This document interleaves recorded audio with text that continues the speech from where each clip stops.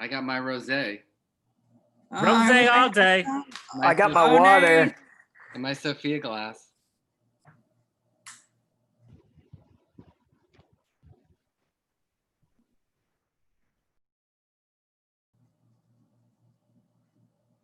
Alexis and her wine.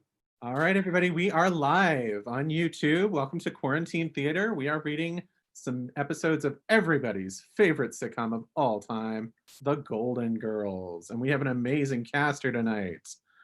We have Ann Marco. We have Brandy Austin. We have Carrie Bible. We have Alexander Rodriguez. We have Jeremy Weinreich. We have Rance Collins. We have Alexis Turrentine. We have Kate Cassidy. We have Michael. Do you want it to be Michael Angel, or should we? Yeah, that's fine. Okay. We have Michael Angel, and we have Travis Sanders, and we have a special guest with us tonight, Stan Zimmerman, the writer of one of the writers of Golden Girls. Thank you so much for joining us. Woohoo! All right, everybody, let's start off with the pilot, The Golden Girls, written by Susan Harris. Act 1. Interior of the living room and kitchen. Dorothy, Rose, Blanche, and Coco. Dorothy enters, crosses through the living room, and exits. In the kitchen, Coco is cooking as Dorothy enters. I taught a class today. The finest school in Dodge County. 2 girls had shaved heads and 3 boys had green hair. They're expressing themselves. Yeah, and I expressed myself. I told them to leave. They were too ugly to look at. Now the parents are mad, and a father in a 3-piece suit and came and defended Tiffany, a bald girl with a nose ring. What is this? Enchiladas rancheros. Why don't you just shoot me? Hello. Hello, Rose. Hello, What Rose. a day. I have the saddest clients. Rose, you work at a grief counseling. What do you expect, comedians? Well, they have grief. You think Bob Hope's happy when they don't laugh. Coco, Yes, Blanche. can I borrow your meek stole? It's Miami in June. Only cats are wearing fur. Are you going out? No, she's going to sit here. It's 112 degrees and eat enchiladas. Oh, I need some cucumbers to put on my eyes. You'll have trouble seeing, Blanche. It's very good. It reduces puffiness. Does it work on thighs? I don't know. I don't need it on my thighs. Who is she going out with? Harry again. Who is this Harry? All Blanche said was he still has his teeth in his hair. It's wonderful dating in Miami. All the single men under 80 are cocaine smugglers. I'd kill to be 20 again. I'd kill to be 40 again. You know, I got the shock of my life today. I was in the teacher's lounge talking to some girls in their 20s. They were so pretty. At that age, you don't even have to be pretty, and you're pretty. Anyway, we're all talking and laughing together, and I completely forgot I was older. I just became one of the girls, and I had such a good time. Then I got into my car and caught a glimpse of myself in the rearview mirror and almost had a heart attack. This old woman was in the mirror. I didn't recognize her. Who was it? It was me. Oh, I had felt so young, so like those girls, that I was totally unprepared for my face. I know, it's shocking. Every time I look down, I see my mother's legs. My legs are exactly the way they were when I was 16. In fact, last week I got carded. During a blackout. Who cares? What is young? What is anything? What is blonde? What is pretty? What is wrinkles? It all changes. Inside is what stays the same. Oh, Coco, that is so wise. That is so poetry. That is poetry. Isn't it, Dorothy? Why don't you write it down, Rose? Blanche, who is Harry? My beau. He's wonderful. He's a real gentleman. He's very gallant. He's a great dancer, and he doesn't make noise when he chews. Chewing. That's way up there on my list. Comes right after intelligent. He doesn't talk loud at the movies. He doesn't take his pulse, and he's still interested. In what? Oh, if you have to ask, it doesn't matter anymore. And he proposed. Blanche, wait a minute. Enter the living room. Yes. He proposed? You've only known him a week. And he wants an answer tonight. Tonight? Tonight. What are you going to tell him? I don't know. He's very wonderful, but I've only known him a week. That's right. But I also don't want to lose him, so I don't know what I'm going to tell him. Now Gotta put on my face. Dorothy, what if she marries him? What will happen to us? This is her house. Then we'll move. We can't afford to buy a house. What do we have as collateral? A gay cook? Dorothy, we'll become bag ladies. Rose, come on. Blanche is going to get married. She is? She hasn't said that. And then you'll get married. And Coco will meet a decorator and I'll be alone. Rose, how can I get married? I don't even have a date. God, the first home I've had since 8th grade, and it's going to break up. I can't stand it. You haven't had a home since 8th grade? When my parents found out I was gay, my mother had a heart attack and died. My father remarried, moved, and never left me his address.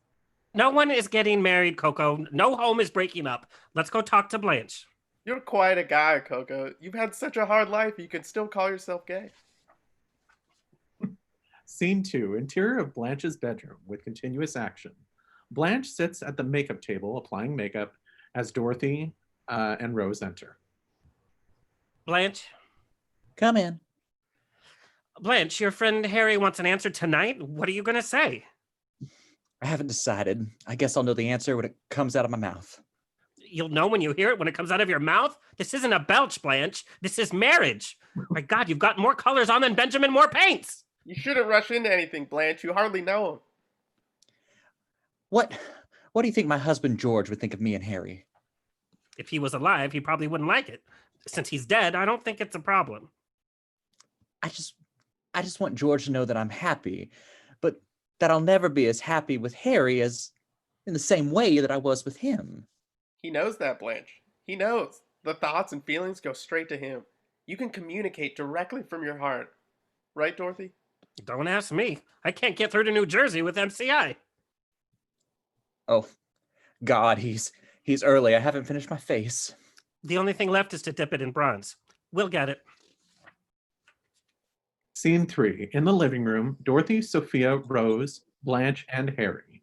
Dorothy and Rose enter. I wonder what he looks like. I just hope he doesn't have hair in his ears. Open the door to Sophia. Hi there. Ma, what's the matter? Everything's fine. No one died. The home burned down. Oh my God, are you all right? How did you get here? I hitched Ma, a cab. I took a cab. you should have called. I am perfectly capable of managing myself. I don't need help. I'm a totally independent person. I know. I know. I need $67 for the cab. That's crazy. The home is 15 minutes from here.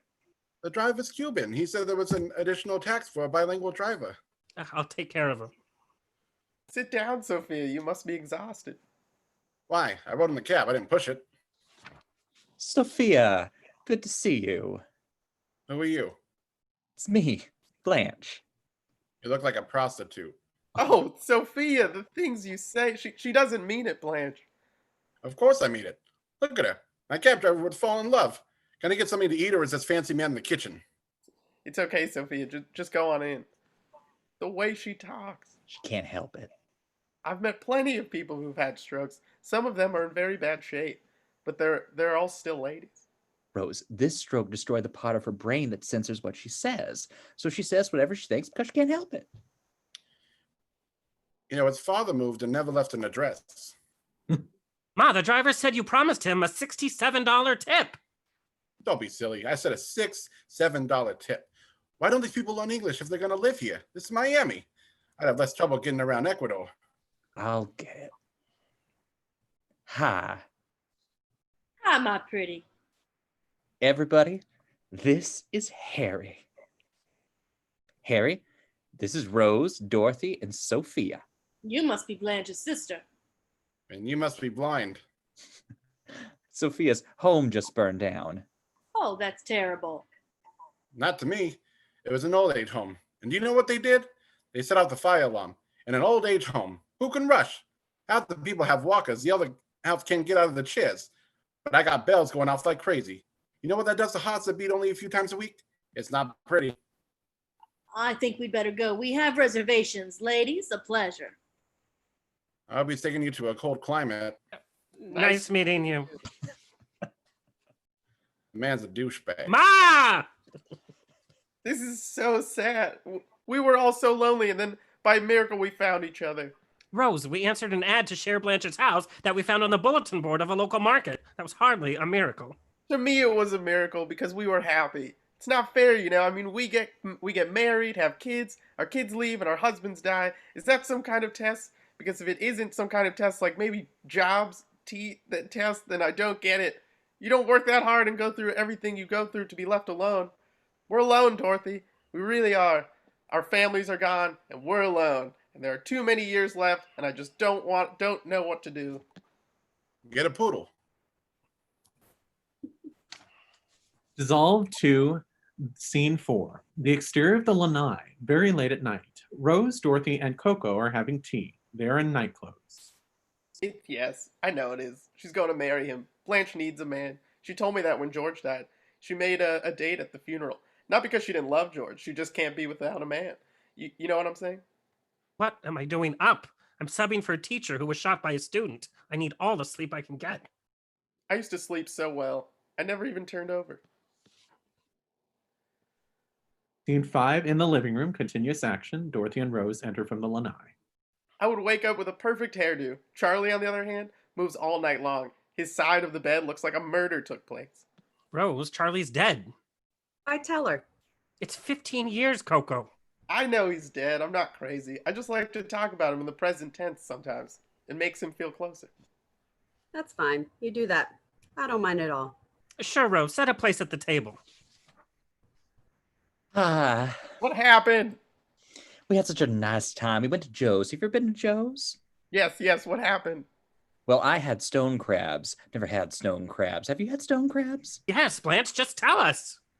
I was just so relieved that they didn't have eyes. You know, I can't eat things with eyes like lobster. I can't eat things that move, Like what, Rose? Horses? like oysters. Oysters don't move. Oh, Coco, they could dance. Who cares? Blanche, tell us. Oysters move very slowly. You have to watch very closely. Blanche, are you going to marry Harry? Marry Harry, marry Harry. A little rhyme. Knock it off. Are you? Yes, next week. Dun dun. Fade out. End of Act 1. Act 2, Scene 1. We need the music cues. I know. Yeah. Right?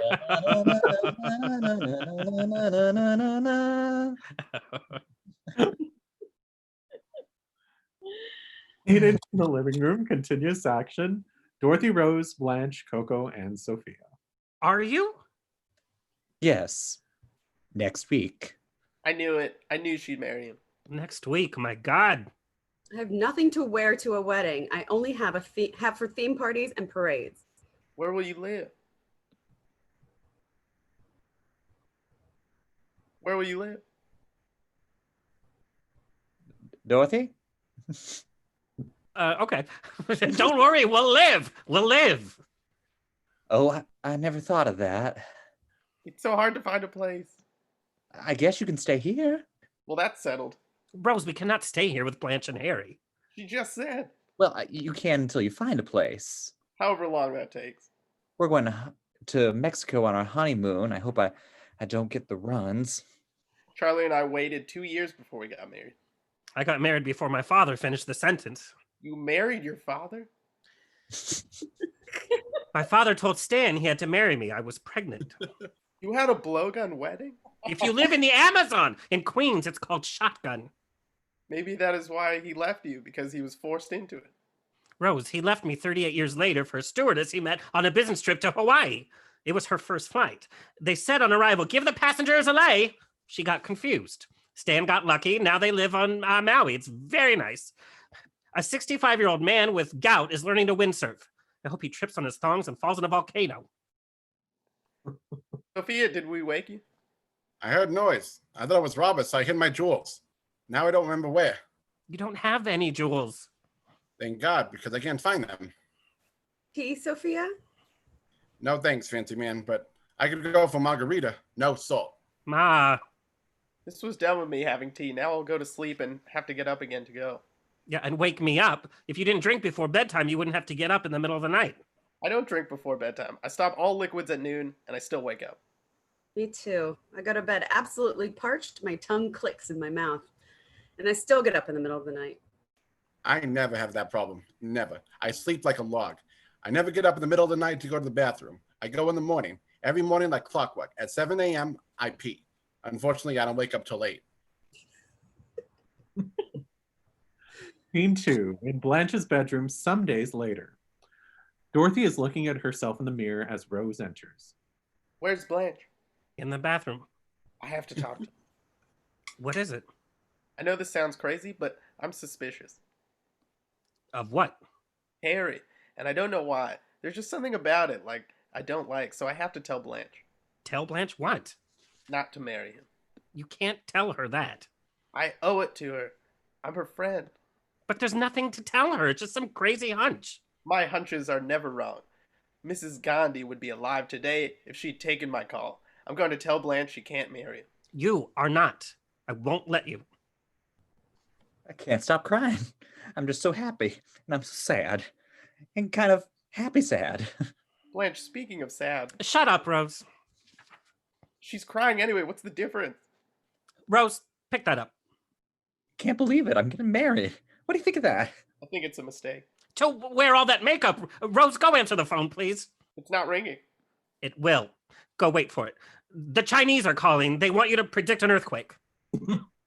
I know it's fast, but I don't know when I'll get another like him. He makes me feel so good, so young, so happy. Did you hear that? So happy. I have to go to the bathroom again. When I get nervous, I have to go all the time. That's why I'm getting married at home. Public bathrooms are so difficult for me. I wash my hands so thoroughly, and then it's hard to get out without touching the doorknob. Don't. Be too long now. That's a happy woman in there. Now I want you to promise not to say anything. You promise? Do you promise? You sure? But what's got me sad is that I've never had two better friends. I can't stand leaving you. Blanche, you look gorgeous. Shut up, Rose. Are you ready? I guess. Stop. The minister's here. Where are you going? I need something old. What are you talking about?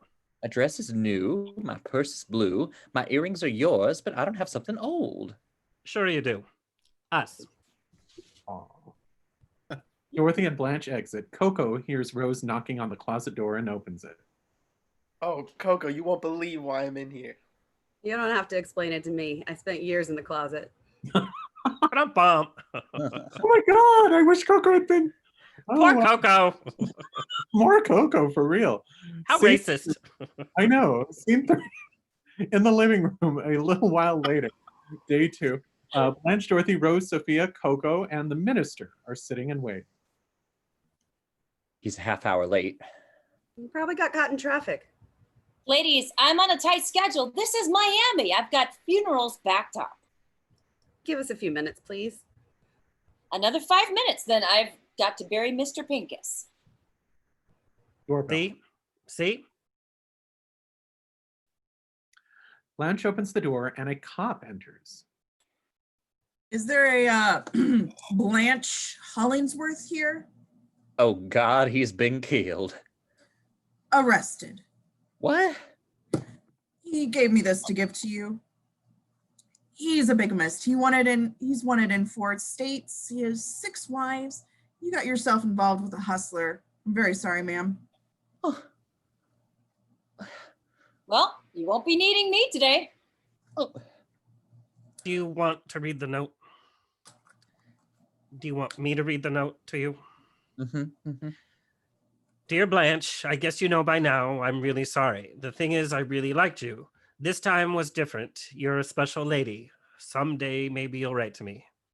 Harry. Oh, God. I'm stunned. I'm so stunned. I know. I feel like an old fool. Not just a fool, but an old fool. Want to die. You're not a fool. You're a beautiful, loving, trusting woman. There's no fool here, Blanche. Wait, I'm hoping the shock will be too much for my heart. I'll just drop dead right here. The minister can bury me with Mr. Pincus, and I'll never have to look anyone in the eye ever again. Except maybe Mr. Pincus. Scene 6. The exterior of the lanai 3 weeks later in the late afternoon. Rose is reading a magazine, Sophia's asleep, and Dorothy enters carrying a wet newspaper. If I meet our paper boy, he'll never grow up to be a paper man. Florida's having a drought. There's not enough water in the entire state to make a cup of tea. He finds a puddle. Dorothy bends down and holds a mirror under Sophia's nose. What are you doing? She's sleeping. Just checking. You never know. How's Blanche? She didn't go to work again today. It's been 3 weeks and all she does is sit in her room. The museum will fire her. Well, we've tried everything. Golf, the movies, theater tickets. She wouldn't even budge for Julio Iglesias. Julio Iglesias was here? His concert rose. Well, we just have to be patient. We sit with her and we wait with her. I know grief. Grief takes time. You gotta give it time.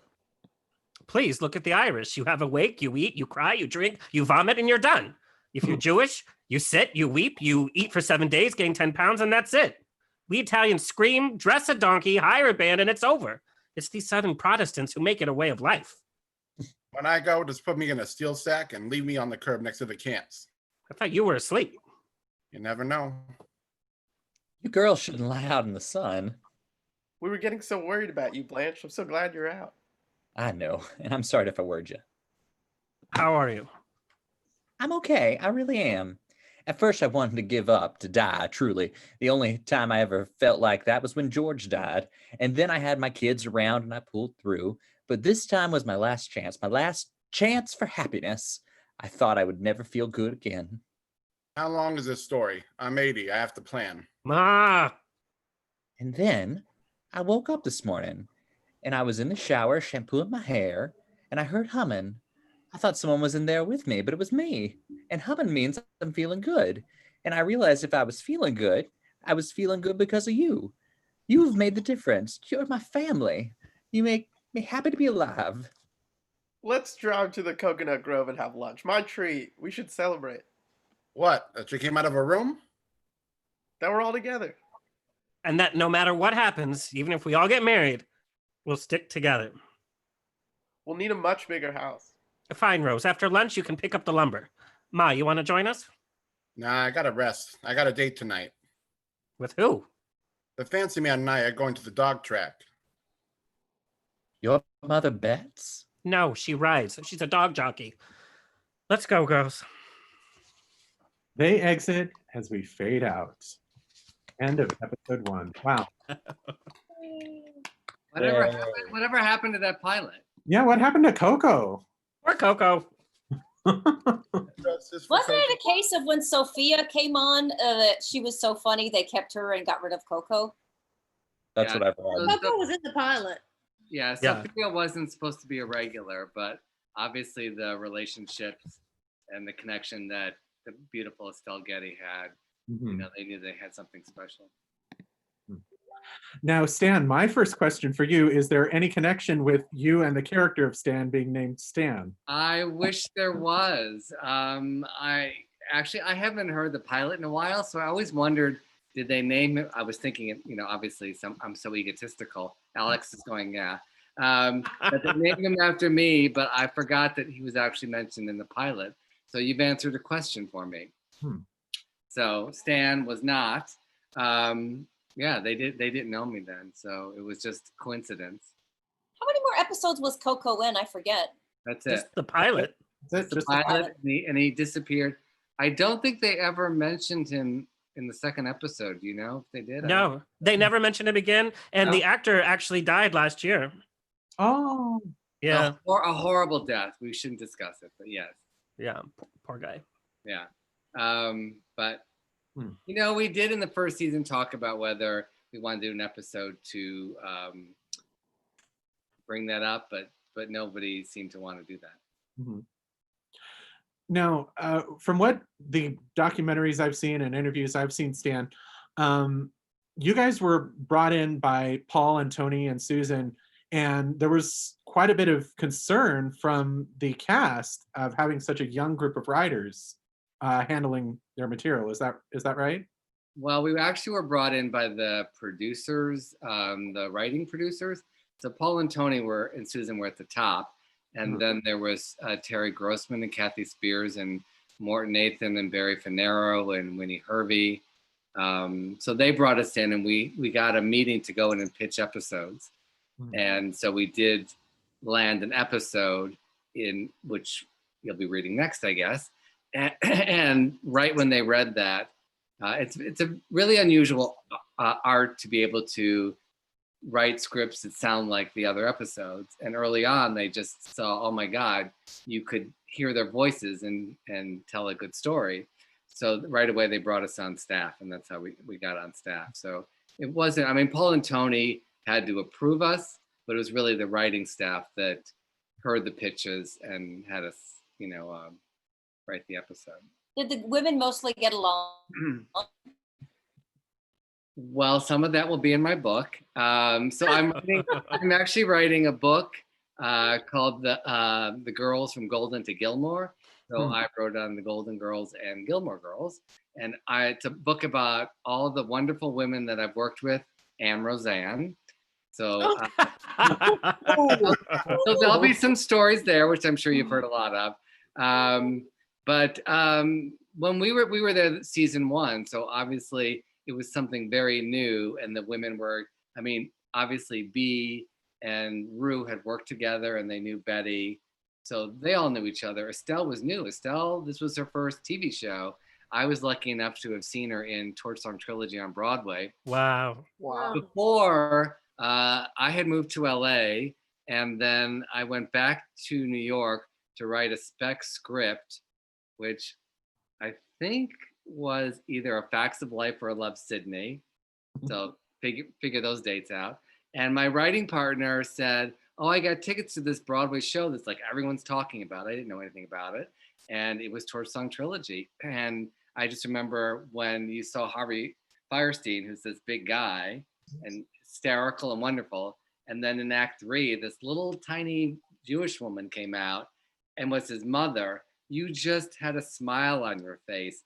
And although she said the most horrible things to him in the play, you just loved her. And I was like, who the hell is she? And it's so fantastic.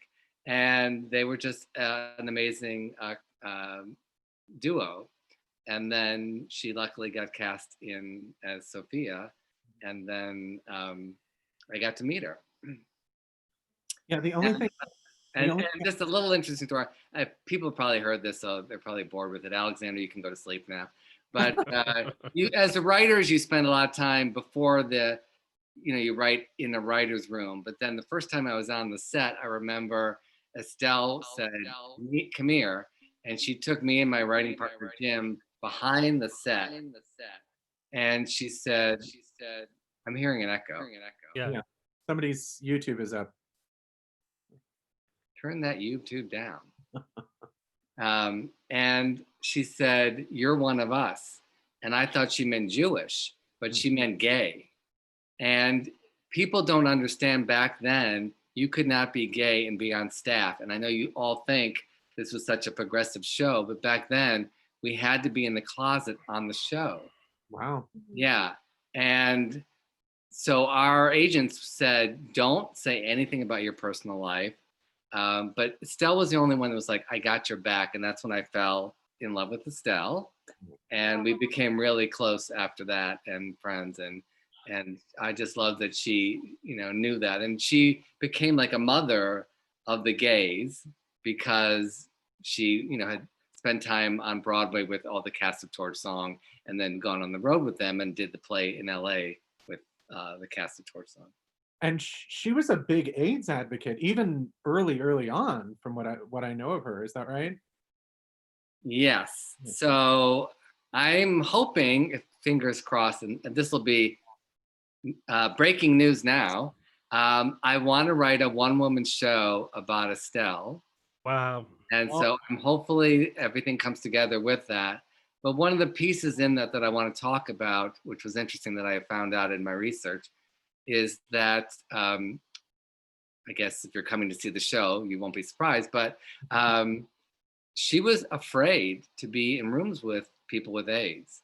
And again, for people that don't know what AIDS was like back then, when we were on staff at Golden Girls and we would come in, you're sitting and eating lunch and people say, what did you do this weekend? And my writing partner and I were sharing a house in Silver Lake. And we had gone to a garage sale and I bought some sweaters. And the staff was like, no, that was an aid sale. You can't wear those sweaters. You have to burn them. Yeah.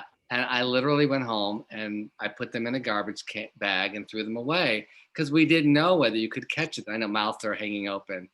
They scared me so much. I just didn't know what was what. So I understand where Estelle was coming from, because in the early days, like COVID in a way, we don't know. No one knew. No one knew. Yeah. So they weren't as progressive as you would think on the show. And later on, obviously they were. And I did a pilot with Mort Nathan and Barry Finero, who are these amazing writers on staff. And I remember we were in a office of theirs at Paramount, and like these really gorgeous women would walk by and they would go, nothing? And you're like, nope, sorry. So then when hot guys would walk by, we'd go to them, nothing? So it worked both ways. Interesting. Okay, interesting. And is it true, though, that there was some concern from the actresses about having such a young writing staff on their show? Like, I've heard that B. Arthur's first reaction to meeting the new writers was, where's the white hair? Yes, I think they thought that. And then I was really just out of college. So I think it was, back then I used to wear glasses to make me look older. Now I wear them to see. But yeah, I mean, I can imagine they're like going, well, who are you? Why are you writing this? And that's probably the number one question I get asked is like, how could you write a show like that? And I really think it's because I had a very vocal sister, mother, and grandmother, and I listened. I always listened to them. When I started acting at like the age of 8 at acting school, the teachers said, just sit in the mall and watch and listen and look at people. So that really stuck in my head and has really helped me as a writer. So Jim and I often go to malls and we'll watch people and we'll do their dialogue, what we think they're saying. And it's really just being in tune and listening to people. Okay. Anybody else have some questions for Stan Zimmerman on everybody's favorite TV show? Yeah, Stan, what was the culture like in the writer's room and on set? I mean, compared to all the things you hear now about, bad work cultures and great work cultures, what was the dynamic like on this particular show? I want to say it was a loving atmosphere, but there was a sense of fear in a way in the writer's room. There was so much pressure that we knew we had some of the greatest actors ever of sitcoms that usually the non-writing producers don't sit in the room, but Paul and Tony were there because they knew how important it was. Susan supposedly had Epstein-Barr, so she didn't come ever to the writer's room. She wrote some scripts, and the weeks that her scripts were up, there was no rewriting. So we were like, whew, that's one easy week. Unless something major didn't work out on stage, we would just do her scripts. But in the writer's room, it was very tense and a little scary. And, being so young, it was petrifying to be in the room. And I was just starting out. I didn't know really. I didn't think of myself as a funny person. So they would go and send us off to our office and say, come up with a joke for an end of the scene for for Dorothy. And we're like, holy fuck, what are we going to do? And how are we going to, and we had to come up with 5 jokes. And Chris Thompson, who was below us, who wasn't even credited or nothing, he was just an observer. He was co-creator of Modern Family. He sat in our office on the couch, kind of watching me and my writing partner freaking out. And it was like a play to him, I guess. I don't know. And we'd come up with some jokes. And it was interesting to hear certain things in the pilot that we, later used in, for other runners of things. It's one of the great pilot scripts, in my opinion, as a television connoisseur. I think it really defines the characters so well. I mean, I can think of few other pilots that define the characters as well as that one did. Yeah, although now watching it, like, it would have been really interesting if there wasn't a Coco. It would have given more room to develop and hear more of the other characters. I wonder what that would have been like. But these things are living, breathing. You never know. until you see it, and you get. It's one thing to write a script and then you put the actors in the piece, and then you look at it, and obviously they didn't really need that extra person because those four were just so strong. Anything else, anybody? Or Stan, anything you would like to share or thoughts? Oh, Jesus, so much, but you all don't care about that. We'll buy your book, though. What? We'll buy your book. I'm hoping, yes. So I'm probably going to be, I'm about to, hopefully, knock on wood, close the deal with the publisher. And then have to write the damn thing. But I'll only say nice things about Ellen. No, I'm kidding. Alexander's going, really? Are you going to do that?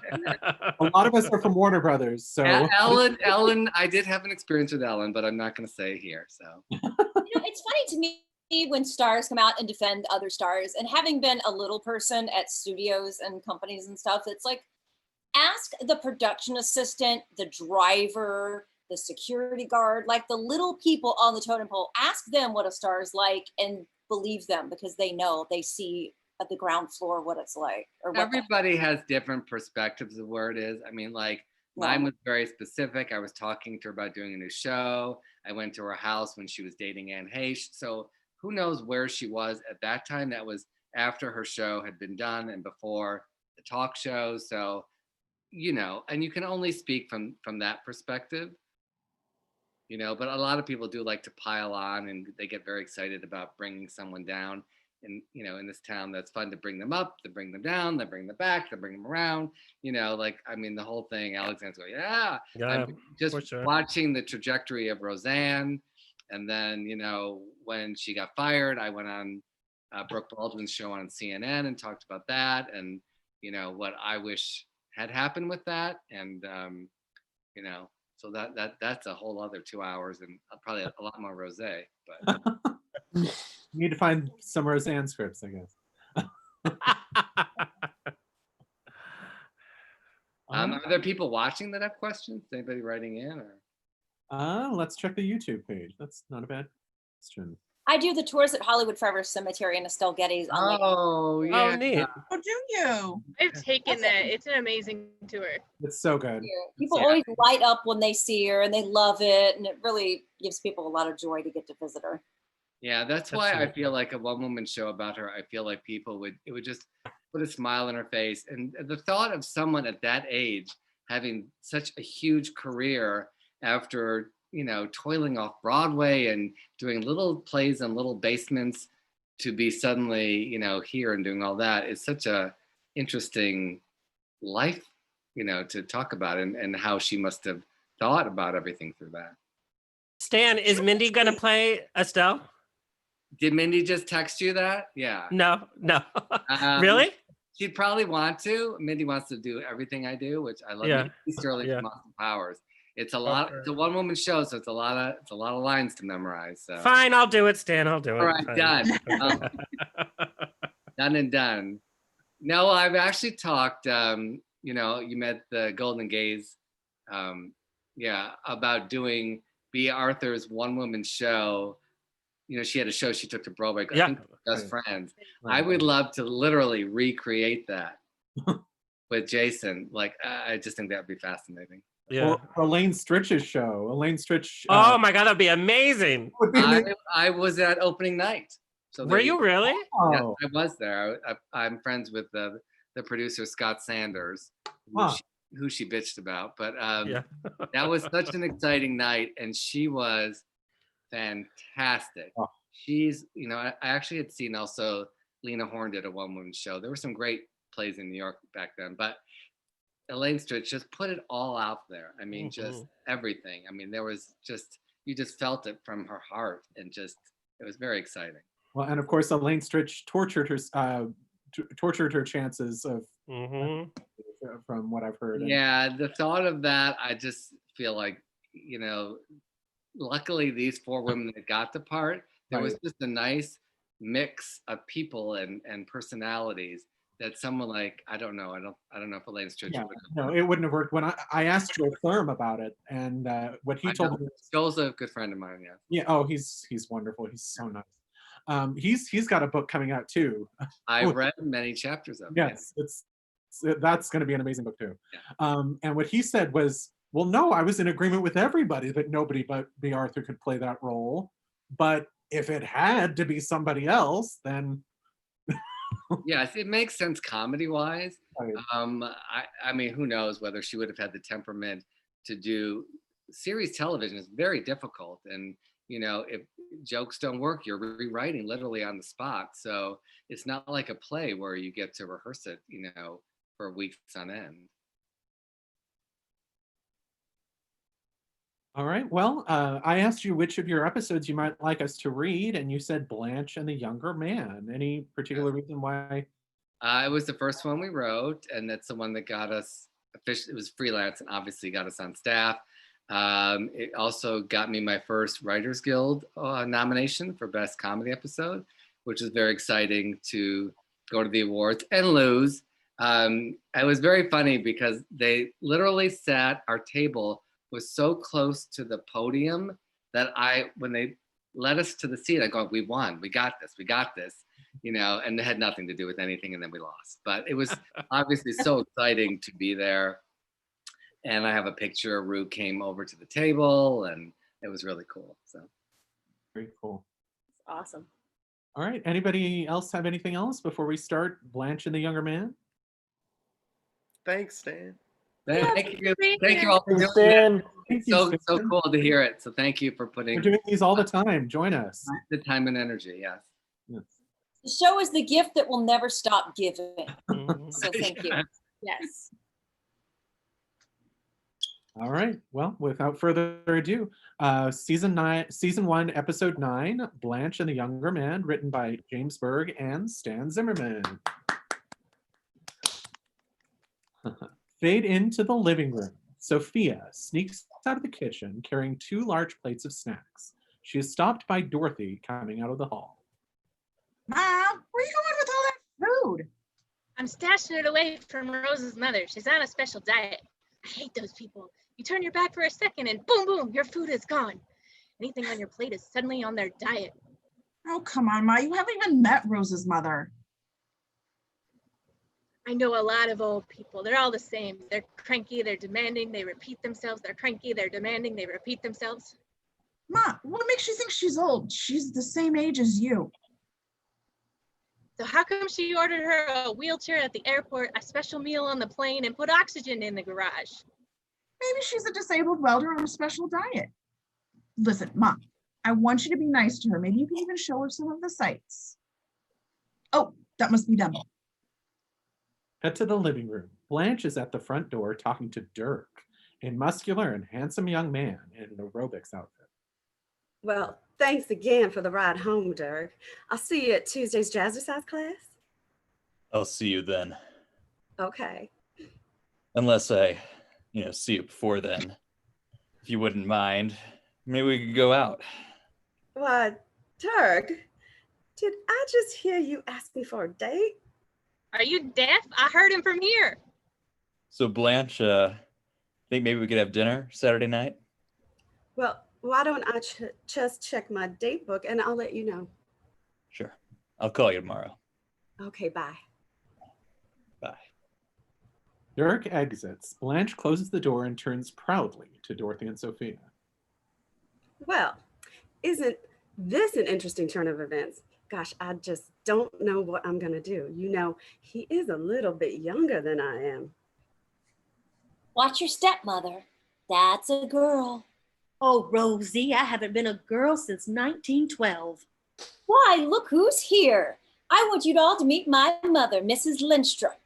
This is Blanche, and this is Dorothy and Sophia. Very nice to meet you. How was your trip? It was just fine. Which one of them is hard of hearing? Oh, no one is, Mother. We just didn't want you to have to strain to hear us. There's nothing wrong with my ears. Oh, of course there isn't. Now you sit right down and I'll fix you a little snack. Well, how long will you be visiting with us, Mrs. Lindstrom? Oh, only a week. Then she's off to Houston to see my brother. Is your name Mrs. Lindstrom? Mrs. Lindstrom, how would you like to take a little tour of our home while Rose is fixing that snack? Oh, I don't think this is a good time for that, Blanche. Mother's had a big day and I don't want her to get overtired. Well, she can skip the East Wing, Rose. Maybe tomorrow. Now, come on. Why don't you take a little nap while I fix you something to eat? Rosie, I'm not a child. I don't want a nap. There's nothing wrong with taking a nap. Bob Hope takes naps. Unless he's in the bedroom now taking one. I think she'd rather stay here with us. Sophia, please. I know what's best for my mother.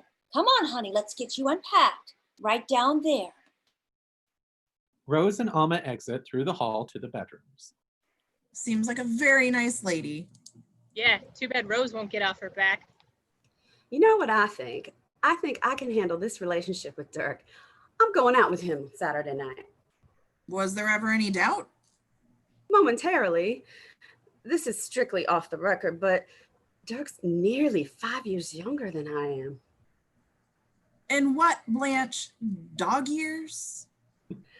However, I have decided to overlook that minor detail and succumb to the Vesuvius of passion that is about to erupt from me. Stand back. We're going to get it on us.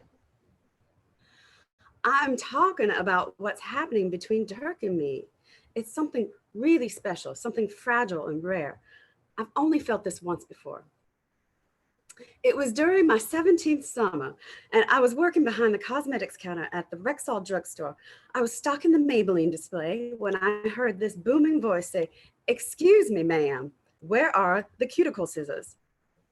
I turned around, and there he was, our eyes locked, and for one brief moment, there was nobody else on earth but the two of us. Please, Blanche, Sidney Sheldon tells shorter stories. I know in my heart, if I just followed my feelings that day at Rexall drugstore, today I would be Mrs. Andy Griffith. And I tell you what, I'm not going to make that same mistake with Dirk that I made with Andy. Didn't she tell that story before? Yeah, but the last time it was Woolworths, a toenail clipper, and Cameron Swayze. Cut to scene 2, the interior of the living room the next day. Blanche is on the floor exercising to the television set while Dorothy lies on the couch watching. Inhale. Good. Exhale and lean back. Hold the position. Keep breathing. The only time I get in that position is when I gave birth. Oh, ow, my back. Blanche, are you all right? No, but it's worth it. No pain, no gain. Gotta look good for Dirk. A man his age is used to a trim body with good tone. Then buy him a princess phone. What are you doing now? I'm taking my bee pollen and my sheep's liver extract and my fish oil protein. I'm getting younger with each passing day. Great. Well, when they defrost Walt Disney, well, he'll have someone to go out with. Go ahead, make fun. These treatments are working. Oh, come on, Blanche. Now think about it for a minute. If you feel you have to go through all of this, then what kind of relationship can this possibly be? A youthful relationship, a relationship that I want. Dorothy, Dirk is the youngest man I have ever dated. If I'm going to keep him, I've got to give it all. I've got to give it all I got. Now, if you'll excuse me, I've got some road work to do. Blanche rigorously jogs out the front door as Rose comes in.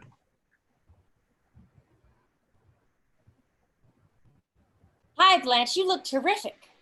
Thanks. Blanche looks terrible. She looks terrible because all she eats is bee pollen. I know. Isn't it ironic that the bees look so good? Rose, what are you doing home? I think this is Rosa's line. I came home early to be with Mother. No, my mother took her to the track. You let her out of the house? No, she dug a tunnel out of her bedroom with a dessert spoon. Oh my Lord, she's out in the street and it's almost dark. Honey, she's fine. She's with my mother. Oh, Sophia's different. Dorothy, she's your mother. My mother's led a very quiet life. All this is going to be too much for her. Come on, honey. She's out betting on the horses, not rounding them up. Hello? Anyone home? Oh, Mother, are you all right? She's fine, and I'm $50 in the hole. Look, Rose, I won $400. Told you she was all right. Congratulations, Alma. Mom, I'll be in the living room in case you decide to explain where you got the $50 that you just lost. Sophia, what time does the mall close? I feel like getting wild. I'll buy you some of that bikini underwear. Nah, it rides up on me. Mother, you've had quite enough for one day. Now you sit right down there and I'll bring you a nice cup of tea. I don't want a cup of tea. I want to go out and have fun. Mother, you know how you get when you get tired. You're liable to lose your balance and break a hip. That's exactly how it happened last time. Rosie, I broke my hip ice skating. Do you want to go back to the hospital? Did you have fun the last time? I had more fun than I'm having here with you. Mother! Stop mothering me. You make me sorry I came. Alma exits angrily. Scene 3, the interior of the living room that evening. Rose is worriedly looking out the front door, and Dorothy is grading papers on the coffee table. Come on, Rose. You just checked the door 2 minutes ago. I thought I heard something. I never should have let them go shopping. It's too dangerous. What are you talking about? Well, just this morning, I read where people were injured in a food riot in Calcutta. Oh, Sophia, thank goodness you're home. Where's Mother? She was feeling lucky, so she wanted to try her hand at JLI. Oh, why didn't you go with her? I'm too short to play. Sophia, you left my mother alone, roaming through a strange city? Who's roaming? She has a bus map, $400, and a Spanish-English dictionary. I can't believe this. My mother's out riding around on a smelly old bus, being pushed around, harassed, possibly even being mugged by hostile teenagers with bad haircuts. Rose, you're overreacting. Come on now. Your mother's not a helpless little girl. She is an active, vital woman who can take care of herself. I'll get that. Hello? Yes, this is she. Oh, my Lord! Rose, what is it? What is it? Yes, I understand. I'll be right down. Rose, what's wrong? That was the police. What? What's the matter? Is it your mother? Is she all right? She's fine. She's at the police station. They picked up my vital, active mother. She was lost and disoriented. What do you say to that? Oh, come on. Now calm down, Rose. I have to go. I'm going to go with you. No, thanks. You've been quite enough help already. Rose leaves What? scared and angry and slams the door behind her. Well, I hope Alma's all right. Don't worry about Alma. She's a tough old broad. Enter Blanche from the hall, prettily dressed and triumphantly ready for her date with Dirk.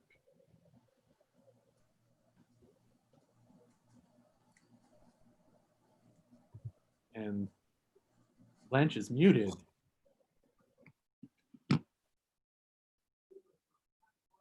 She's frozen, I Oh, think. no.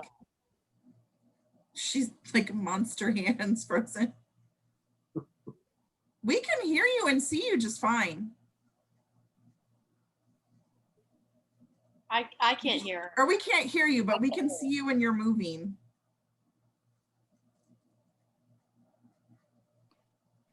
Would somebody else like to read Blanche for a page or two? Dorothy, look at me. I have turned back the hands of time. Since Dirk asked me out, I have dropped 10 years. While my face is smooth, my body is taut, and my gears are grinding. Blanche, no matter what you do to your face, your body, or your gears, you are still your age. Of course you are. Gravity always takes its toll. Look at me. I used to be a tall, voluptuous blonde with a butt like granite. When Dirk looks at me, you think he sees an old woman? No, he sees a young, vibrant, passionate contemporary. Blanche, I haven't been out with them yet. Oh, but my instincts are infallible in this. Believe me, I know men. No arguments here. A husband like Dirk could keep me young another 20 years. Or kill you. Blanche answers the door to Dirk. Oh, You look gorgeous. oh, why, really? Yeah. Goodness, I didn't even have time to put on my makeup. Would you mind waiting out there in the van, Dirk? I'll be with you in just a minute. Sure. I do believe the man said gorgeous. I'm gonna live forever. Not outside of an institution. Scene 4, the interior of the kitchen later that night. Dorothy is working under the kitchen sink and Sophia is standing over her. You almost finished. Yeah, but I don't want to come out. This is the only peace and quiet I've had in 2 days. Blanche thinks she's Peter Pan and Rose is turning into Mommy Dearest. That's nothing. You think you're Josephine the plumber. Come on, Ma. I saved us at least $50. Good. Between that and what I lost at the track, you're even. Mother, please. I told you, Rose, they had no right to take me in. I merely flagged down a policeman to ask for directions, and before I knew it, he dragged me to the police station. He was only trying to help you, Mother.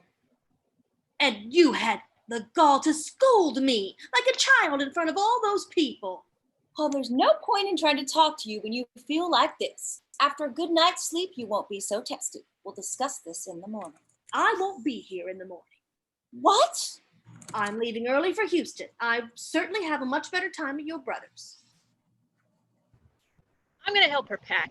Then I'll see if we can win some of our 400 from her before she leaves. Sophia Oh, falls. Ro- Go ahead.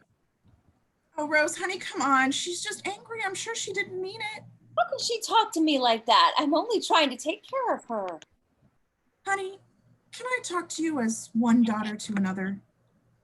Do you remember way back when we were teenagers? What was the one thing we wanted most from our mothers? A training bra? Honey, the one thing we wanted most was to be treated as adults. But then, as we got older, we turned right around and start treating our mothers like little girls.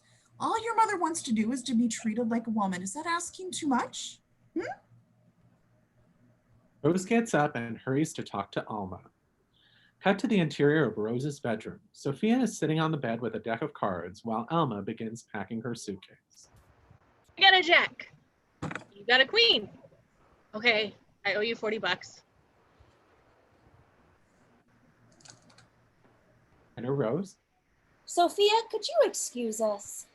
If I gotta go now, I don't owe you anything. Who says? House rules. Okay. Mother, am I really making you that miserable? Yes, you are. I know you don't mean to, but you are. Oh, I'm sorry. Won't you stay and give me another chance? I don't know, Rosie. I know I drive you crazy, but it's just because I love you so much. You know, after Daddy died, I thought I'd never get over it. And Charlie? And there's not a day that goes by I don't think about him. And now that you're getting older, well, I'm afraid I'm going to lose you too. That's why I fuss over you so much. I understand, Rosie, but stopping me from living isn't going to stop me from dying. Oh, I can't stand to think about it. Oh, well, then don't. Let's just enjoy what we have. Mother and daughter embrace. Aw. Cut to the interior of the kitchen. Sophia is setting out good plates on the table for dinner. Easy, easy, Ma. That's my best china. You got it for me when I got married. Do you remember? Who could forget? I carried it all away from Sicily. And for what? So you could get divorced. I should have gotten you something returnable, like a donkey. You know, I've eaten through a lot of great times on those plates. Yeah, you know, with Alma here, I've been thinking a lot about the two of us. No? What do you mean? The one thing you never do is treat me like an old lady. You treat me like a person. I appreciate that. You're a good daughter, Dorothy. Ma, I'm overwhelmed. I don't know what to say. I'll tell you what you could say. You could say I don't owe you the $50. Ma, you're a crazy lady, and I love ya. I love ya. I love ya. I love you too, pussycat. Sophia kisses Dorothy back and playfully thumps her head and goes to start dinner. Cut to scene 5, the interior of a classy Miami restaurant. Dirk and Blanche are seated at a table in the center of the restaurant. Blanche is giving her order to the waiter. Yes, I believe I will have the escargot and the duck à l'orange and a nice tossed salad with the blue cheese dressing. I'll have the watercress salad with 2 lemon wedges, please. Oh, that sounds great. I didn't even see that on my menu. I'll have the same thing. Isn't this a lovely place? Mm-hmm. It's one of my favorite restaurants. I'm into macrobiotics myself. I am too. I just like this atmosphere. So, what did you do before you got into teaching aerobics? I worked in a museum. You're kidding me. I work at a museum. I love art. Me too. I love lifting it. Yeah. I beg your pardon? I used to unload the trucks. I don't know why, but lifting those statues really helped develop my deltoids. See? Yes, that's fascinating. Put that down, honey. Read any good books lately? Pump and Iron. I saw the movie too, but I don't think it does the book justice. Oh, how could it? I really like being with you. Well, thank you, Dirk. I like the way you sound and the way you look. Well, thank you, Dirk. You remind me of my mother. She lives in Seattle, and I haven't seen her for about 3 years. But when I'm with you, I feel like I'm home with Mom. Waiter, 86 the watercress. I'll have the orange duck and a double Jack Daniels on the rocks. Scene 6. The kitchen later that night. Alma and Sophia are playing cards on the table, using pretzel sticks as chips. Rose and Dorothy are finishing washing dishes. Come on, one more hand. I'm tired, Sophia. I'd like to cash in. Now let's see. If these are worth $1 a piece, I have 20 to 30 pretzel sticks here. Now you got pretzel dust. Come on, Ma, don't be such a sore loser. Now, you owe her $30. You're absolutely right, Dorothy. I stand corrected. Pay her. Gee, it's getting late. I wonder how Blanche's date is going. Yeah, I'm getting a little worried. Me too. I don't feel comfortable with her dating a younger man. Oh, I'm not concerned about her dating a younger man. It's just that her expectations are so high. You mean you approve? Well, why not? I mean, what's so terrible? I did it once. You dated a younger man? Yes, Rose. Of course, it was before I had the hump on my back. Personally, I don't see anything wrong with dating a younger man. The 3 years I had with Ben were some of the happiest of my life. Mother! Well, after Daddy died and you kids moved out, there was just no way I could handle the place by myself. So I hired a farmhand, and he was such a nice young man. He raved about my cooking. I guess they didn't feed him very well in prison. Anyway, we just loved being with each other, and of course, it was particularly lonely time for me, and it was nice to have someone to talk to. And after a while, he moved in. I don't think I could have ever gotten through those years without Ben, and when it was over, it was over. But we were both better off for having known each other. Mother, how could you? A drifter? An ex-con? Oh, sorry. You said he made you happy, and that's what matters. Yes, he was probably very nice for a drifting ex-con. Thank you, Rosie. I think I'll go to bed now. Good night. Good night, Alma. Wait, I'll go with you. I'll bring the cards. Can I ask you a personal question? Did this Ben teach you how to gamble? He taught me how to play cards and how to carve pistol out of soap. Do you think our kids will want us around when we're their age? Oh, Rose, they don't want us now. I don't want to talk about it. Wait a minute. What's the matter? What happened? Oh, my date with Dirk was a disaster. He was looking for a mother, not a lover. It was humiliating. I think it's sweet. You would, Betty Crocker. Oh, I'm sorry, Rose. I'm a little depressed. For the first time in my life, I feel over 40. You know why that is, honey? Why? Because you're over 40 or over 50. Don't I know it?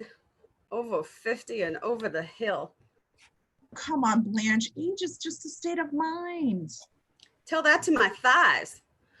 Oh, I just feel awful. I don't even want to go on. No, I can't stand it. I cannot stand it. Well, I can't either. Listen, you have your looks, your health. You have a couple of bucks in the bank and friends who love you. Want that? And that's a hell of a lot more than most people have. And I'm not just going to sit here and listen to you feeling sorry for yourself, and neither is Rose. Yeah. She's right. Freeze frame, credits, the end. I'm sorry, I can't talk, y'all. Now, I'm sorry about my Zoom. That was sucked right at the wrong and time. I believe that's the only episode where Blanche admits to being over 50 What? throughout the entire series. Over 50 what and over the hill. Yeah. It's the only what? Over 50 The and only over the episode hill. where Blanche admits to being over 50, I could see that. I think.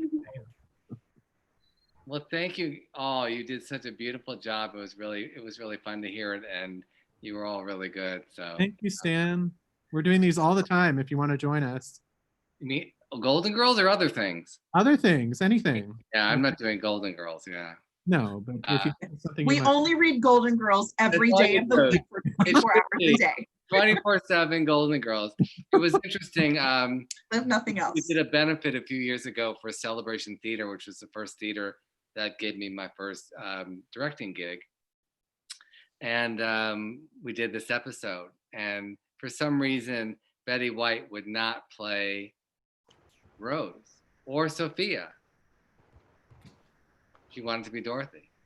Isn't that interesting? Oh, I heard about that. Yeah. It was really interesting that was like, well, okay. And then they just had to figure out around them. But it was such a cool experience hearing those four brilliant actors reading this script. And it was the first time I think I'd heard it in a long time. And it was just really, really fun for me, but also like, what was I thinking at such a young age, writing about such topics as this? You know, it was like, where the hell did I get that from? But it was really great to hear it, and you did a great job. And so thank you again, and please invite me back for other readings of things. yeah, I mean, you're in our Facebook group now, and we're doing them all the time. If you So think who are all of you? How did you all get together? well, most of us are from Warner Brothers, and I've known a lot of the other people here in the group, Brandy and Rance, I know through TCM, and Carrie, I know through TCM. And we created. What's TCM? Huh? What's TCM? Turner Classic Movies. Oh, cool. Yeah, I used to work at Warner Brothers forever. We had overall deals over there for a long time. So. But yeah, we've been doing these 2-3 times a week now. So yeah. Cool. Well, if you think of material you'd like to take on, let us know. I have, as Alexander knows, I've been writing a lot of plays recently and been doing those, and so it's great. And hopefully there'll be a day when we're all actually in live theaters together doing this again. And I missed that terribly, but thank you for keeping the light on while one thing we haven't done yet, but I'd like us to, is to kind of try out original material. We've got a lot of playwrights and a lot of comedians and a lot of aspiring screenwriters in our group, and I think this would be a great place to just try stuff out. Yeah, I agree, and you're a great group. So thank you for inviting me. Of course. And, I will see you all later, and be in touch, and let's Nice find to each meet other. you. Let's find each other on social media so I can keep track of all your whereabouts. Thanks for being Hi, here. Stan. Yeah, Bye. thank you for being here. Bye, Oh, thanks, sure. Dan. Bye. Bye. All right, everybody else, would you guys like to, I've got 2 more episodes transcribed here. Do you want to do 1, maybe 2?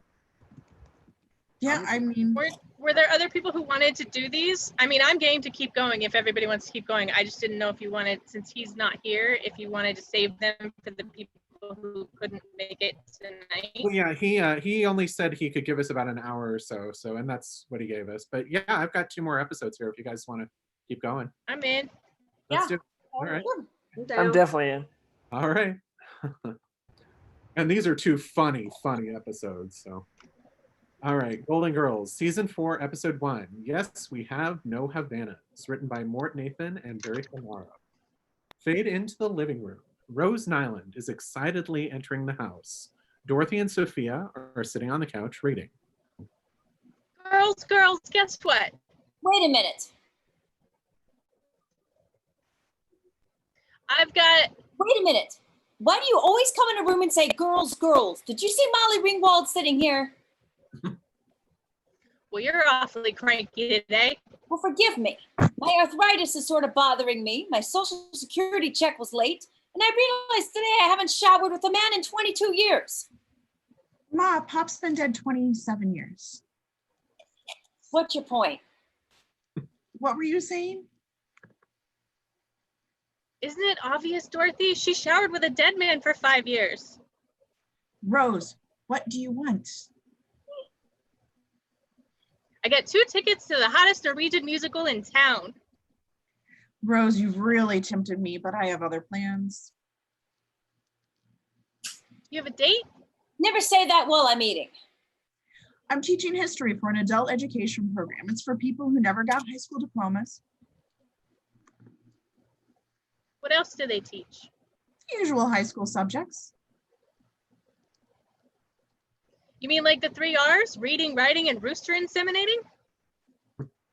No, we just teach the first 2 R's, Rose. Fine, but you'll be sending people out into the world who don't know you can get a nasty rooster bite if you don't warm your hands up first. Girls, does this dress me? It's too tight, it's too short, and it shows too much cleavage for a woman your age. Yes, Blanche, it's you. Another date with your mystery man? Oh, he's no mystery man.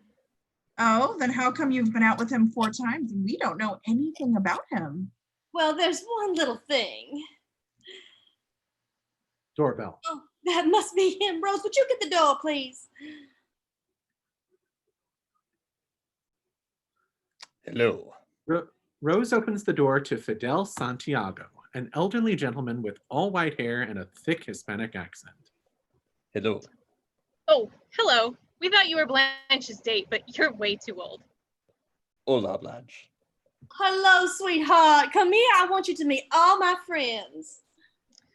Oh, please forgive me. It's not my fault. My cousins have been marrying each other for generations. I'm so sorry. Everybody, this is Fidel Santiago. How do you do? Very nice to meet you. It is always a pleasure to meet beautiful ladies such as yourself.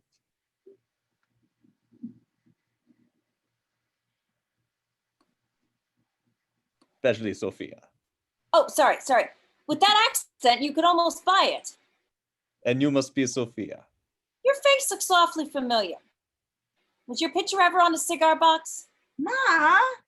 No, she is right. That was my father. May we continue, Commandant? My family once owned the largest tobacco plantation in all of Cuba. Do you know that at one time I was the most famous Fidel in the entire country? You know, until what's-his-face showed up. Who? Rex the Wonder Horse, Rose. How did you ever know about Santiago's cigars? My husband was a fan. Not the cigars, the boxes. We used to keep all our fine cutlery in one. Blanche was right. You are incorrigible. I guess I deserve it. I always say she's a cheap slut. Maybe we better be going. Yes, it was nice meeting all of you. Whew. Well, I guess that solves the mystery. I'll say, who'd have thought Blanche would date somebody so long in the tooth?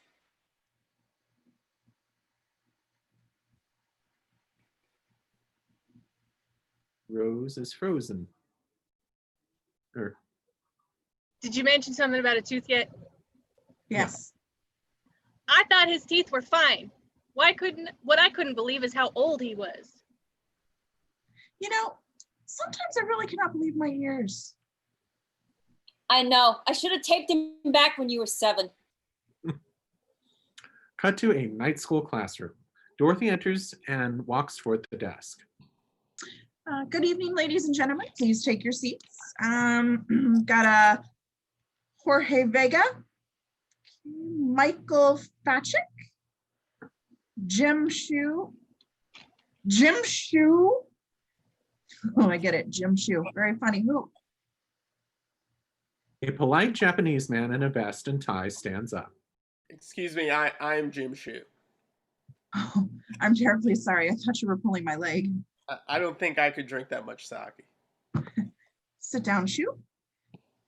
Maria Gianelli, Rose Nyland, Rose Knight.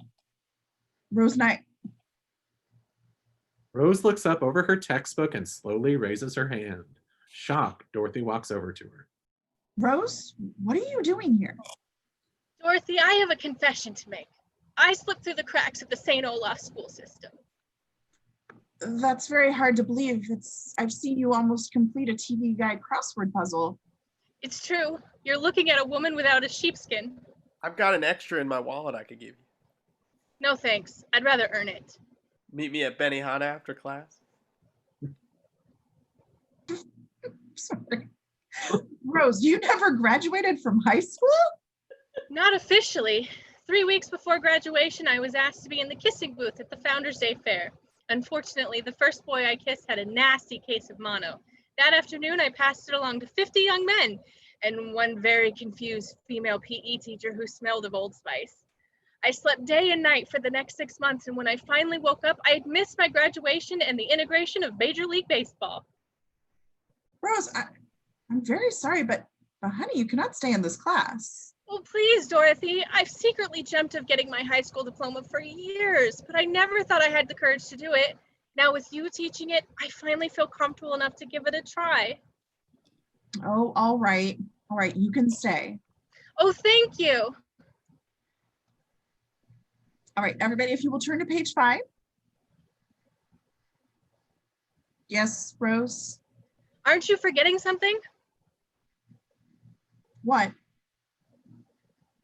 I pledge allegiance to the flag of the United States of America, and to the republic for which it stands. Fade to the interior of the Golden Girls kitchen. Dorothy is at the kitchen table grading papers as Rose enters. Hi, Dorothy. What are you doing? Grading history tests. How'd I do? You'll find out in class tomorrow. Can you give me a hint? No. Did I do better than Boris Yushino? Oh, Rose, Boris Yushchenko doesn't speak a word of English, and he was hit on the forehead with a mortar during World War II. Did I do better than him? No. I'm a failure. Rose, you're not. Oh, now, come on. You were doing very well in every subject except history. Well, I'm not surprised. It's all because of my high school history teacher. Mr. Stickelmeyer, he was a Nazi. Oh, come on. Rose, a lot of students don't like their teachers. No, I mean it. He was part of a nefarious plot by the Germans to teach misinformation to America's youth. Would be really stupid when the Germans invaded. So St. Olaf was the first town chosen for their experiment. I guess they figured they had a leg up there. His orders came right from the top. You mean Hitler? Who's Hitler? You are bad at history. Oh, girls, I'm just beside myself. Fidel's seeing another woman. Are you sure? Yes. We used to see each other constantly. Now I'm lucky to see him twice a week. If he's not seeing another woman, what else could it be? Maybe he paints, like Red Skeleton.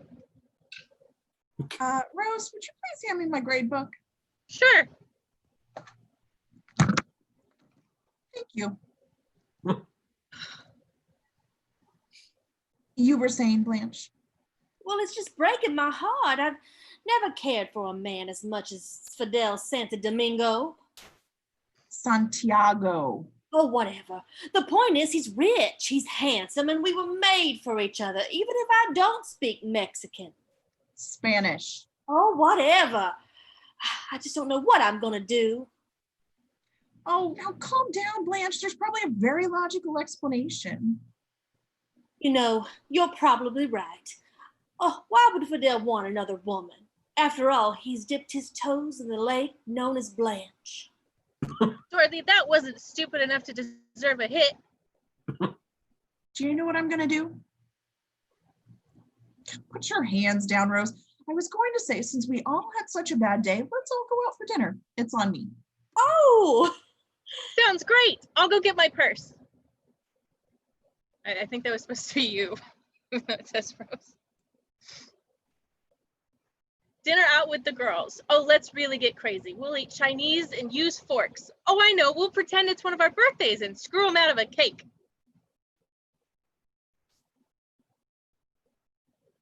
Am I just talking to myself? It keeps saying Rose. Yes. Yes, it's a scene where Boy. Rose is really excited and crazy. Boy, if I wasn't going, I'd really be jealous of me. But I am going, so that's all irrelevant. Rose, did I hit you too hard before? No, not at all. I'm trying a new hairspray and it absorbs most of the impact. Transition to a pier on Miami Beach at night. Dorothy, Blanche, and Rose are walking and eating ice cream. Thanks for dinner, Dorothy. It was delicious. My pleasure. Oh, I really enjoyed it too. In fact, I had such a good time, I forgot all about, oh, what's his name? Fidel. Oh, honey, I know what his name is. No, I mean, there he is. The girls turn around to look across the pier at what Rose is seeing. Fidel's back to the camera. And he has his arms around another woman. Why, Fidel Santiago. My papers are in order. Oh, hello, Blanche. What the hell is going on here? Blanche, How could you be so deceitful? What is it? Is she younger, more attractive, more desirable? You got 2 out of 3, Blanche. What in the hell is going on here? He's a man, I'm a woman. I've got what it takes, and he knows how to use it. I think I'm going to lose my lunch. Blanche, please listen. Fidel, don't sugarcoat it for her. We happen to be an item. Look, I'm wearing his medic alert bracelet. When did this start? Well, I've been allergic to penicillin ever since. Oh, no, not that. I mean the sick relationship. Por favor, please listen. I still care for you deeply. I did not mean for this to happen. It just did. When I was go to pick you up, I would always talk to Sophia while I was waiting, and to my delight, I found her very, Hot. interesting. Look, ladies, I'm so glad that this is all out in the open. You are both wonderful women, and I want to continue seeing both of you, but of course, this is a decision you will have to make. Now, if you'll excuse me, it's time for me to change into my 3rd linen suit of the day. In this heat, I go through them like Kleenex. Fidel exits. Oh, of all the nerve. How could he possibly think I continue seeing him? Blanche Devereaux has never shared a man. Or a pizza. And what does that mean, you crinkled old crow? It means Fidel is interested in more than just a cheap thrill. He also wants a mind. Oh, yeah? Well, we'll see about that. You're on, baby. Blanche and Sophia angrily walk in separate directions. Cut to the living room, evening a few weeks later. Dorothy and Rose are sitting on the couch. Dorothy is busy grading papers, and Rose is studying. Sophia enters the front door with Fidel. Fidel, stop. Even surgical stockings only have so much elastic. Ha ha. Hello, I thought you two would be asleep by now. Blanche and This nightgown is so sheer, I believe you can see right through it. Oh, hello, Fidel. Hello, Blanche. How are you? You don't have cataracts, you tell me. Beat it, you 50-year-old mattress. Oh, why, you miserable old... Blanche! Blanche, you know the rules. When one of you is out with Fidel, the other one does not interfere. My apologies. Now, if you'll excuse me, I'm going to go take a nice, long, hot, steamy bath with just enough water to barely cover my perky bosoms. You're going to only sit in an inch of water? Oh, that does it, you miserable... No. Ladies, let us behave in a more civilized manner. You're right. I apologize for that. So do I. Well, good night. Good night. I'll see you at noon for lunch, And 6 for dinner. 10 for dancing. Midnight for dessert. Dessert at midnight? There's always room for Jello. I just hate you. I regret the day you ever moved in here. And I regret the day I gave birth to you. Mom, I'm your daughter. Oh, yeah. I'm confused. I need a bromo seltzer. I need a cheesecake. Teary-eyed Blanche makes her way to the kitchen. Concerned, Dorothy and Rose follow. Cross to the kitchen. Blanche, I hate to see you and Sophia fighting like that. She's trying to steal my man, and no one ever steals a man. Steals a man from Blanche Devereaux. Right.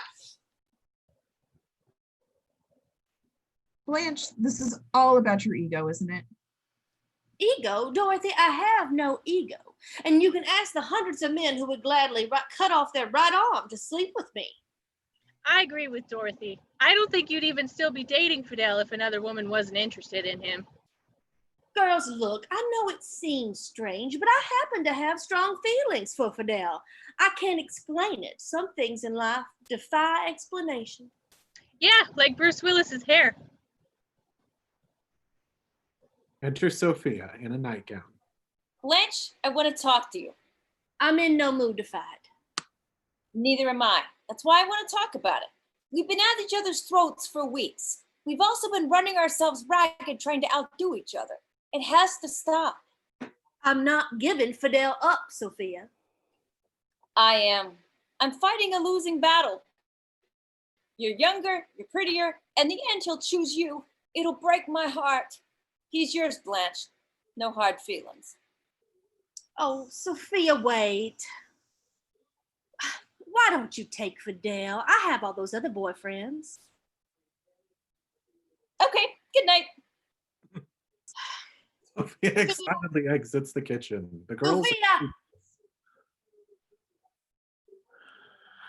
Blanche marches angrily out of the kitchen after Sophia. Cut to the living room afternoon, some days later. Rose is reading a magazine. Enter Dorothy with a kitchen from the kitchen with a plate. Rose, I have a little surprise for you. Cookies and milk? Oh my God, what's wrong, Dorothy? Nothing. Oh, sorry. What's wrong? Nothing's wrong. You only do nice things for me when something terrible has happened. Rose, you failed the history test. What does that mean? It means you've got more wrong than right. I know that. I didn't fail math. I was talking about the bigger picture. It means you won't get your diploma. Yeah, well, you have a big behind. Oh, Rose, please, let's try to keep this on an adult level. If you want to talk behinds, they should show how the West was won on yours. I can't believe this. I'm sorry, Rose, but I have to grade you like everybody else. Well, look, Dorothy, you made a mistake. I got the questions right. Rose, the question was, who was the leader of the Third Reich? You wrote Fritz Stickelmeyer, your high school history teacher. The correct answer is Adolf Hitler. Where's my history book? Is this the man we're talking about? Yes, that is Adolf Hitler. You can call him whatever you want, but that's Fritz Stickelmeyer. I'm as sure that I am that Eva Braun is standing next to him. You recognized Eva Braun. Well, sure. She was our high school PE teacher. It was rumored she used to date Mr. Stickelmeyer. Rose, that's it. I just can't take it anymore. With this question right, you have a D minus. Rose, you're a high school graduate. Oh boy!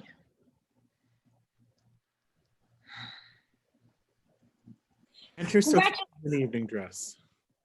Sophia, I'm a high school graduate. Congratulations. Now you can get any job involving a cardboard hat. Well, how do I look? Hey, terrific. Where are you going tonight? Fidel is taking me to the Burt Reynolds Dinner Theater to see Ruth, Buzzy, and Evita. Dorothy, where are you going? To the Burt Reynolds Dinner Theater with Fidel. But that's impossible. He invited me yesterday after the movies. He invited me yesterday after dinner. This was bound to happen. The two of you have run that man ragged for weeks. It's no wonder he got confused. The phone rings. Hello? Confused? How could he possibly confuse this young nubile body with that raisin in sneakers? Well, if there's only one way to settle this, I'm going. The hell you are. I'm going. Neither one of you is going. Fidel isn't coming. Well, where is he? Cut to the funeral of Fidel Santiago. We killed him. I know. We might as well just put a gun to the poor Fidel's head. We were too much woman for him. His spirit was willing, but his poor heart couldn't take it. Oh, it's all our fault. Our silly competitiveness did this. Oh, come on, you two. The man was in his 70s. These things just happen. You had nothing to do with his heart giving out. Dorothy, everyone here is a woman. Priest begins the funeral service. We are gathered here today to honor the memory of a man who has suddenly been taken from us. What are you looking at me for? Just keep talking. Fidel Santiago was a special man. He was kind, caring, and loving. He was a man who brought joy into lives of all he touched. I have the feeling he touched every behind in this room. Fidel Santiago lived life. Excuse me, Father. Hold that thought. Which of you was Fidel's girlfriend? Oh my God, he had his burro hitched to every bedpost in town. But that's good news, girls. That means your cheap animal-like lust didn't have anything to do with killing him. One woman stands. I'm leaving. I'm not about to mourn a man who's been with every woman in this room. He was never here with me. I guess even he had his standards. Hold it. Stay where you are. Father, if you don't mind my saying so, I think you lost control of the room. Excuse me. The man in the box was a bum, a scoundrel, a cheat, a liar. You got that right. Quiet. I work alone. But there was another side to him, and it was beautiful. He awakened feelings in me I haven't felt in 30 years. We used to hug and kiss, hold hands. And it was nice. He made me feel attractive and desirable again. He probably made the rest of you feel that way too. And looking out at this kennel club, that was no small accomplishment. You may all hate Fidel right now, but I know the next time I'm sitting on the park on a warm, sunny day and I smell the aroma of a cheap cigar, I'll think of Fidel Santiago and I'll smile. Oh, Ma, that was very sweet. Just lovely, Sophia. Sophia, can you forgive me for all those ugly things I said? Of course, it was said in the heat of battle. You know, if I had to do it all over again, I'd let you have Fidel. Oh, you're so generous. The man's packing material, and now you're letting me have him. I have coat racks livelier than him. She's given him to me. The man's face has more powder on it than Ann Miller's, and she's given him to me. A piece of lumber would make a better dancing partner. Thanks for, I don't know what that word is. Niente. Niente. Sophia angrily leaves the funeral as the other three girls turn to each other. Fade out the credits. You guys want to do one more? Or? Jack, I gotta head out, but you guys enjoy. You what? I think I have to go, but I don't think I'm in the last one. Okay. Yeah, me neither. I've got to head out. Yeah, me either. All right. I'm not unless you need somebody. Bye, guys. Thanks, Jack. Bye. And All righty. One more. Do we have a class for the whole one? For the whole thing? I think so. Cool. Okay. If not, if somebody wants to jump in, go for it. All righty. You have everyone you need? I'll just pull it up and check.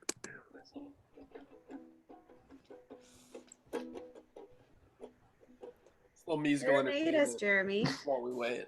I don't know any chords. Thank you for being a friend. There you go. Back Back again. I want to get the board game of Clue that's Golden Girls themed. Yeah, I heard it's really fun. Yeah. You do? Yeah. Yeah. We've got Alex, Travis, Brandy, Michael, Jeremy, Travis, I cast you twice as Major Barker. I can read Major Barker if you want. Okay. And then Rance as Walter the Waiter. Or Rance, do you want to read Major Barker and Walter? Yeah, it doesn't look like the waiter says but a couple things. That's cool. All right, let's do it. One for the road. Season 4, Episode 3, The One That Got Away by Christopher Lloyd. The creator of Modern Family. Yes. Fade into the lanai at evening. Rose, Dorothy, and Sophia are playing cards. Check. Check. I'll open for a quarter. I'm in. I'll see a quarter and I'll raise you a quarter. By the way, Rose, your shoe's untied. I'm too smart for you, Sophia. You're not gonna distract me this time. Besides, I'm wearing pumps. Ha!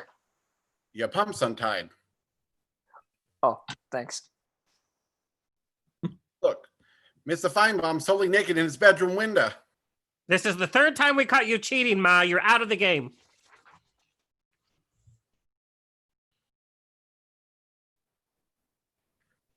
Hey, give me a break. When you're 80, you're allowed to cheat, just like you're allowed to take money out of your daughter's purse. Was that the phone? Don't trouble yourselves. I'll get it. Sophia runs to the living room. How did you know your mother was cheating, Dorothy? Oh, because Mr. Feinbaum never walks around totally naked. He always wears a Boy Scout neckerchief, but never in the same place twice, which is why there's no Mrs. Feinbaum. Deal. A loud jet engine is suddenly heard passing fast above the lanai, followed by lights. Dorothy and Rose look up. Did you see that, Dorothy? That was a UFO. Oh, Rose, don't be ridiculous. It was a plane. Deal. Come on. Planes don't fly over residential neighborhoods. Neither do UFOs. They fly over empty fields in Kentucky where fat guys in overalls named Cooley have just run out of gas. I think we have to call the authorities. Rose, there's no such thing as a UFO. They're probably looking for someone to bring up to the ship. Fine. Then you stay out here, flag them down if they fly by again. I'll go inside and pack a bag. But I want to be the one to go. Whose bag do you think I'm going to pack? Dorothy enters the living room where Sophia is knitting and Blanche is browsing through a yearbook while eating Chips Ahoy and giggling. Dorothy sits beside her and Blanche continues to laugh and makes a sing-song sound.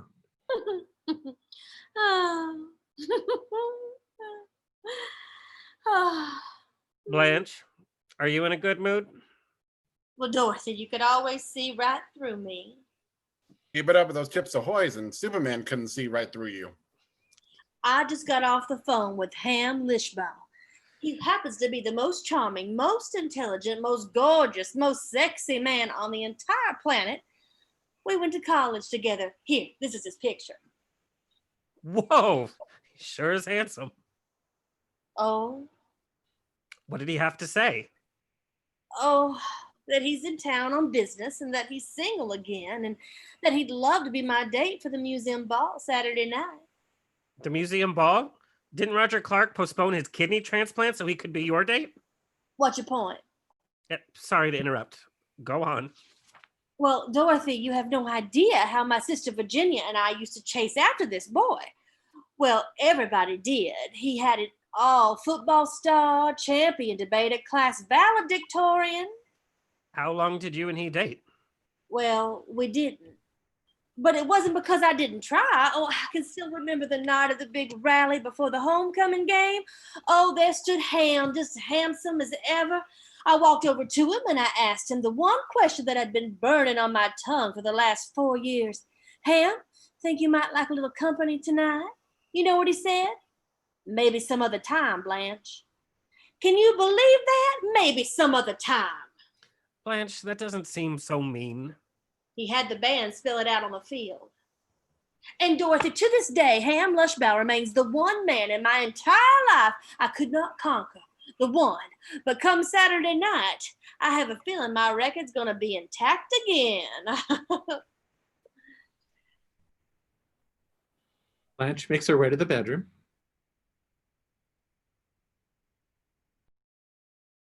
Do we lose Sophia?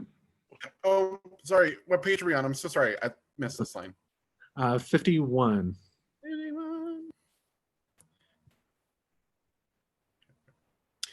50, sorry. There we go. Okay, sorry. I wouldn't be so sure if I were Blanche. Sometimes these things are meant to be, like me and Fabrizio Rubino. We were on the verge of a passionate love affair when destiny intervened. Don't tell me. His wife, Destiny Rubino? Right. Boy, did she have a temper. She dragged him away by the hair on his back, smashed his skull with a ravioli crank, and threw his limp body in the river. That's a Sicily you don't see on postcards. Transition to the lanai that Saturday night. Rose is shining a flashlight onto a silver pie pan as Dorothy enters. Rose, what are you doing? Trying to lure the UFO back with a flashlight and a pie pan. I read an article once, the St. Olaf time, that said this is the best way to do it. What's the St. Olaf time? Well, it's 7:15 here. You subtract an hour. Forget it. No, look, all this nonsense has to stop, Rose. What we saw was not a UFO. Well, it wasn't a plane. Planes aren't that thin or that bright. Neither is Oprah Winfrey, but that doesn't make her a flying saucer. The point is, nobody knows what we want. You don't, I don't, not even Major Barker does. Major Barker? That's the man I spoke to today at the military base. I told him what we saw, and he said that they'd check into it. Rose, how could you do that? Don't you know what's going to happen? This is going to end up in all the tabloids. I can see it right now, right next to Woman Gives Birth, Doc 17 lookalike.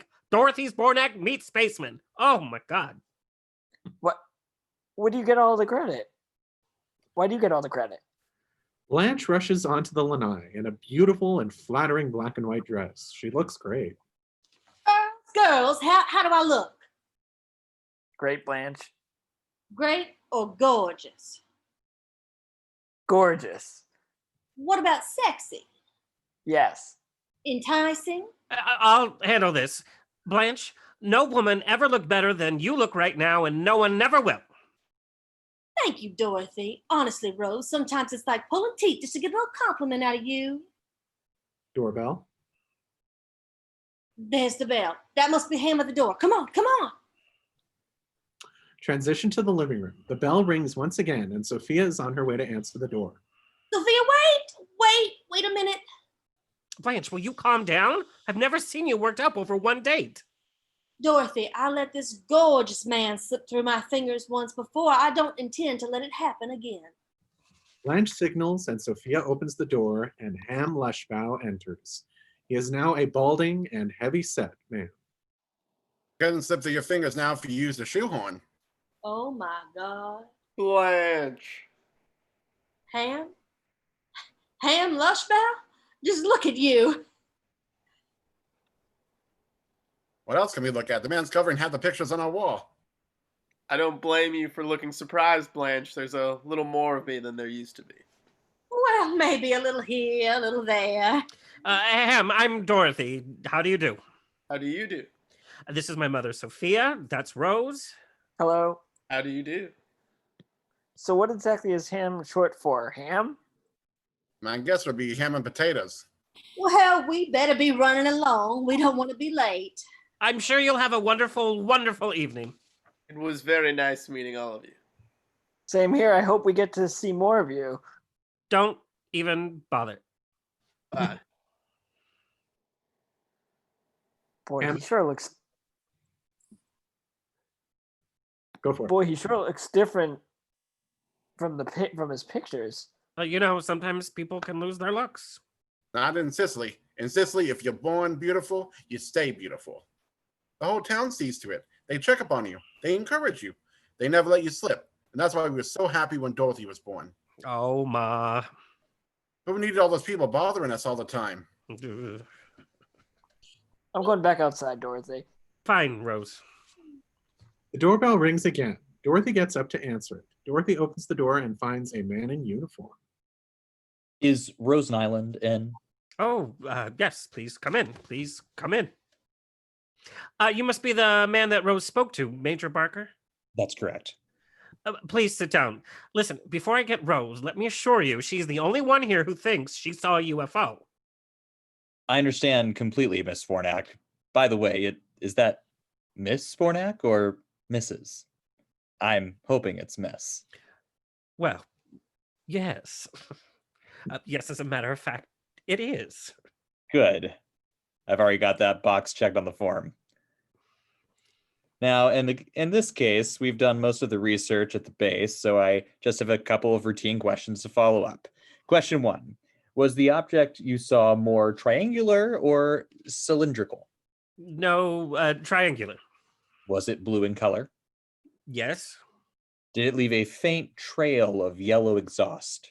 Yes. Yes, it did. Very good. Ms. Warnick, there's a perfectly simple explanation for what you saw. Well, I always knew there would be. What you and Rosen Island saw was a UFO. Transition to the living room later that night. Blanche and Ham arrive home from their date, laughing. Oh, Ham, you always did know how to make me laugh. It's nice to know I haven't lost it. All of it. Oh, now don't you talk like that. You haven't lost a thing. Why, the way you can tell a story, the way you twirled me around the dance floor, you'd think it was 30 years ago. Oh gosh, look at the time. I'd better go. Oh, baloney, it's late now. In 10 minutes, it'll still be late. You just sit yourself down right there. Go on. Attaboy. I had a nice time tonight, Blanche. You know, I did too. And I wasn't sure I would if you want the truth. What? Well, this may sound funny, but I kept thinking, here I am, so bald and so heavy. What if I show up and Blanche looks just as pretty as she did 30 years ago? But I don't. No, you don't. What? You look prettier. Oh. No, I mean it. I mean it. The face and the figure and that smile. Oh, it's all gotten better. Unless it's just my age making me want to see those things. No. I'm glad I looked you up, Blanche. I haven't had this much fun in a long time. Well, I guess I'd better go back to the hotel. Oh, honey, are you sure you have to? Blanche, are you asking me what I think you're asking me? Think you might like some company tonight? Maybe some other time, Blanche. Cut to the lanai later that same night. Oh, the next night, Dorothy is out on the lanai looking through her binoculars when Rose arrives. What are you doing, Dorothy? Oh, looking at the stars, pondering the universe. I've been doing the same thing, thinking how wonderful it would be if there really were aliens. Maybe just like Cocoon, they'd take us away and we'd never grow old. See, I don't know. I like my life. I mean, I'm not president or anything. I'm just a teacher, a substitute teacher, a divorced substitute teacher who can't even afford her own place to live. Beam me up! Beam me up, Dorothy, you believe? Rose, they checked out what we saw and it actually was a UFO. Dorothy, where are you going? We might miss the aliens. That would be fine with me. Entered the kitchen. Dorothy, why are you talking that way? I think it's wonderful that there are other beings out there to meet us. They might have a solution to all our problems. Cures of our diseases, new stories, lines from Alf. Yeah, they might also have tentacles on their legs so they can suck all the blood out of our heads. I'm sorry, Rose. I'm sorry. Part of me is very excited, but part of me is petrified. I cannot relax with this. Unfortunately, I'm going to have to because Major Barker does not want us to say a word about this to anyone until we hear from him again. Not a word. Is that understood? Yes. I thought I heard voices in here. What are you girls doing? Oh, nothing. We're just sitting talking. Not talking about anything special. The subject of aliens never came up. Well, I can give you something to talk about. My date tonight, which turned out to be the most humiliating evening I've ever spent in my entire life. What are we talking about? Blanche's date. He turned me down. Again, I'm just devastated. Come on now, Blanche. You said yourself you didn't find him attractive anymore. That's not the point, Dorothy. The point is, to Blanche Devereaux, sexuality and attractiveness are two very important things. They are Blanche Devereaux. It just tortures me to know that there's one man out there, one on the face of God's green earth that I cannot have, especially if he's fat and bald. Blanche, forget about it. I can't forget about it. There's only one thing for me to do. I'm going to call him up, and tomorrow night I'm going out with that man again. And I don't care what amount of seducing it takes, but as God is my witness, I am not returning to this house until he has begged, beseeched, and pleaded for me to go to bed with him. Blanche exits. You know, that was the original ending to Gone with the Wind. Love that line. Transition to a restaurant the next evening. Blanche and Ham are finishing dinner. Oh, that was a terrific meal, Blanche. Thanks again. Well, you're welcome, Ham. I just figured you deserved it before going back to that high-tension dog-eat-dog pressure pit you work in. Blanche, I run a miniature golf course. Your champagne, Mrs. Devereaux? Oh, thank you, Walter. You will forgive me if this champagne has a little effect on me, Ham. Sometimes just having it sitting on the table sets my heart to racing. Oh, feel. Lower. You know, it's like there's some kind of wild animal energy in there. Just pounding, burning, yearning, lusting, just crying out to be released. I've never said this to another man, Ham, but I feel a heat between us, kind of a flame crackling and hissing. I want you to put that flame out, Ham. I want you to pluck me like a fruit and wash me off in your kisses and sink your teeth into my ripe, juicy flesh.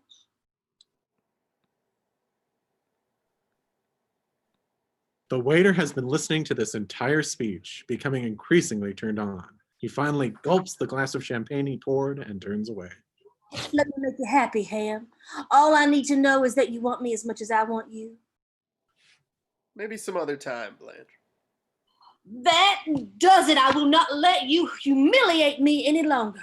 You may not want me, Ham Lushbow, but I can promise you somewhere on this planet I will damn sure find some man who does. Blanche throws her table napkin at Ham and walks away. All the men in the restaurant, the waiter, the cook, and even a man on a date follow Blanche, but Ham remains glued to his seat. Cut to the living room later that evening. Dorothy and Sophia are on the couch when Blanche enters. Hi, girls. How did it go, Blanche? Oh, perfectly. Well, when Blanche Devereaux sets out to seduce a man, she doesn't drag her feet. The doorbell rings. Blanche answers. It's Ham. Blanche.